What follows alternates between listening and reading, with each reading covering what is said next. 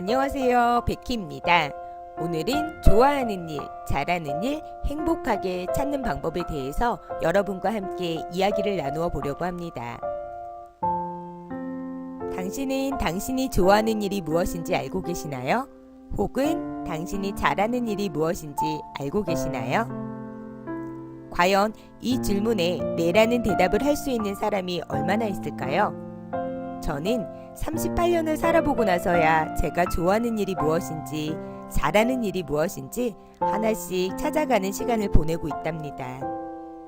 결론부터 말씀드리자면 아직은 100% 정답을 찾았다라고 말하기는 어렵겠지만 정답을 찾아가는 그 과정을 정말 행복하게 즐기고 있는 중입니다. 퇴사 후 4개월이 지났습니다. 이쯤 되면 사람들은 저에게 묻습니다. 요즘 뭐하고 지내는데 얼굴 보기가 점점 힘들어? 라고 말입니다. 그런데 사실 저는 요즘 연예인보다 더 바쁜 하루를 보내고 있습니다. 좋아하는 일 혹은 잘하는 일을 찾는 하루는 연예인 스케줄보다 몇 배는 더 바쁘고 어렵더라고요. 가만히 생각만 하고 앉아있는다고 자연스럽게 찾아지는 것이 아니라는 것을 이미 깨달았기 때문입니다. 내가 뭘 잘할 수 있을까 고민하기 시작한 지 수십 년은 된 것 같습니다. 그럼에도 불구하고 남들보다 특별히 잘하는 것을 찾을 수 없었습니다. 이유가 뭘까요? 이유는 위 고민들을 나의 기준이 아닌 타인의 기준으로 판단했기 때문이라는 생각이 듭니다. 남들보다 못해라고 단정 지어버리고 또 다른 무언가를 찾게 되는 거죠. 그렇게 반복된 좌절은 결국 바닥까지 내려가서 끝을 보고 나서야 그럼에도 불구하고 그동안 내가 남들보다 못한다고 생각했던 것들이 오히려 내가 잘할 수 있는 일이 될 수 있겠다라는 막연한 생각을 하게 되었습니다. 그래서 베키는 좋아하는 일, 잘하는 일이 무엇인지 찾았을까요? 물론 위에서 언급한 바와 같이 아직은 진행 중입니다. 하지만 절반 이상의 성공은 했다고 생각합니다. 왜냐하면 그동안 나의 결핍이라고 생각했던 것들을 더 이상 부끄러워하지 않고 맞설 용기가 생겼기 때문입니다. 그 용기가 되어주었던 계기가 있습니다.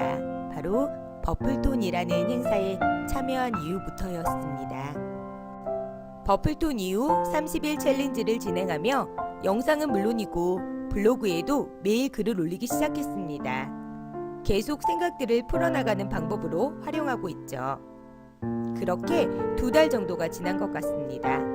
그 과정들을 진행해 가면서 나를 좀 더 객관적으로 바라보는 눈이 생긴 것 같고 무엇보다 그동안 쌓여있던 막연한 생각들을 어딘가에 쏟아내는 연습들을 하고 있는 중입니다. 퇴사를 하면 꼭 무언가를 해야만 하는 걸까요? 이렇게 마음껏 놀고 즐기다 보면 자연스럽게 멋진 내가 되어 있을 텐데 말입니다. 좋아한다는 것, 잘한다는 것. 우리는 좋아한다는 것을 한 단어에 가두고 있지는 않은가요?